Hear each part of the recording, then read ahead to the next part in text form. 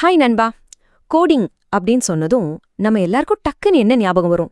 Computer, software அப்படிதானே? ஆனா medical கோடிங்னு ஒன்று இருக்கு. அது என்னடா அது புதுசான்னு யோசிக்கிறீங்களா? வாங்க, அதை பத்தி தான் இன்னைக்கு பார்க்க போறோம். நம்மள நிறைய பேருக்கு முதல்ல வர்ற கேள்வியே இதுதான். ஏப்பா, மெடிக்கல் கோடிங்னா அதுவும் சாஃப்ட்வேர் கோடிங் தானா? அட இல்லவே இல்ல. இதுக்கும் அதுக்கும் சம்பந்தமே இல்ல. இது ஹாஸ்பிட்டல் கோடிங். ரொம்ப இன்ட்ரெஸ்டிங்கான ஒரு ஃபீல்டு இது. ஓகே, சாஃப்ட்வேர் கோட் பண்ணலனா அப்போ வேற என்னத்தை தான் கோட் பண்றாங்க? கரெக்டான கேள்வி. இதுக்கு பதில், ஒரு டாக்டர் இருக்காருன்னா அவங்க பேஷண்ட்டுக்கு என்ன நோய், அதுக்கு என்ன ட்ரீட்மெண்ட் கொடுத்தாங்கன்னு எழுதி வைப்பாங்க இல்லையா? அந்த நோட்ஸை எடுத்து அதை ஒரு யூனிவர்சல் கோடா மாத்துறது தான் இவங்களோட வேலை. அட பாவி, அப்போ டாக்டர் கையெழுத்து புரியணுமா? இதுதான் எல்லாருக்கும் வர முதல் டவுட். கேக்கும் போதே ஒரு பெரிய டாஸ்க் மாதிரி தெரியுதுல்ல? ஆமாங்க, ஒரு விதத்துல பார்த்தா அந்த புரியாத கையெழுத்தை புரிஞ்சுக்கிறது தான் இந்த வேலையில ஒரு மெயின் ஸ்கில்லே. சொல்லப்போனா இது ஒரு ஃபன்னியான உண்மைதான்.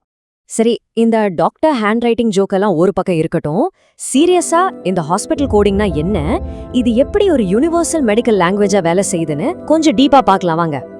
சிம்பிளா சொல்லணும்னா, மெடிக்கல் கோடிங்கிறது ஒரு டிரான்ஸ்லேஷன் வேலை மாதிரி தான். அதாவது ஒரு பேஷண்ட்டுக்கு என்ன டயக்னோசிஸ், என்ன ப்ரொசீஜர் பண்ணாங்க, என்ன சர்வீஸ், என்ன எக்யூப்மெண்ட் யூஸ் பண்ணாங்கன்னு எல்லாத்தையும் எடுத்து உலகத்துல யாரு பார்த்தாலும் புரியுற மாதிரி ஒரு பொதுவான ஆல்ஃபனியூமரிக் கோடா மாத்துறது தான் இது. இன்னும் ஷார்ட்டா சொல்லணும்னா, medical coding is equal to doctor நோட்ஸை ஒரு யூனிவர்சல் கோட் லாங்குவேஜுக்கு டிரான்ஸ்லேட் பண்றது. அவ்வளவுதான். இவங்களும் ஒரு டிரான்ஸ்லேட்டர் மாதிரி தான். ஓகே, இந்த டிரான்ஸ்லேஷன் ப்ராசஸ் நிஜத்திலே எப்படி நடக்குது, ஒரு டாக்டரோட நோட்ஸ் எப்படி கோடா மாறுதுங்கிற அந்த பயணத்தை பத்தி இப்ப பார்க்கலாம்.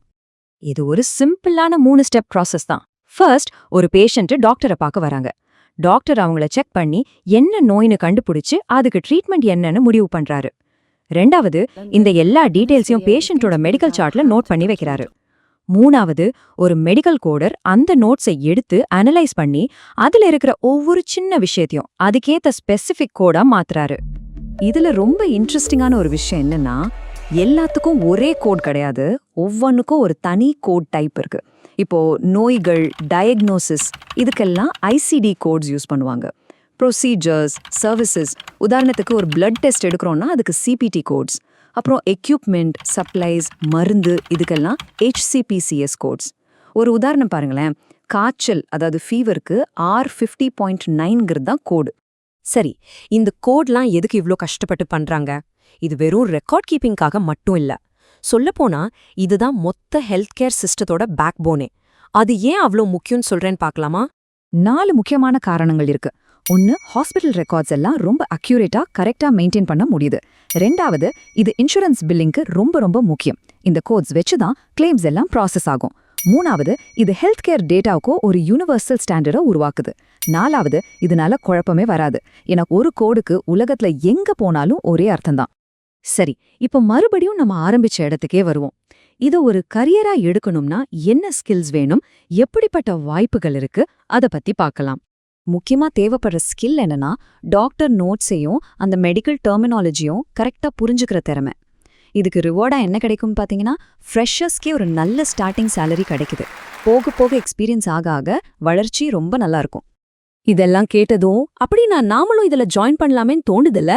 கண்டிப்பா இது ஒரு அருமையான கரியர் ஆப்ஷன் தான். என்ன ஃப்ரெண்ட்ஸ், ஒரு மெடிக்கல் டீகோடரா ஆகிறதுக்கு தேவையான திறமை உங்ககிட்ட இருக்கா? நீங்களும் டாக்டர்ஸோட குறிப்புகளை டீகோட் பண்ணி இந்த துறையில ஜெயிக்க முடியுமா? யோசிச்சு பாருங்க.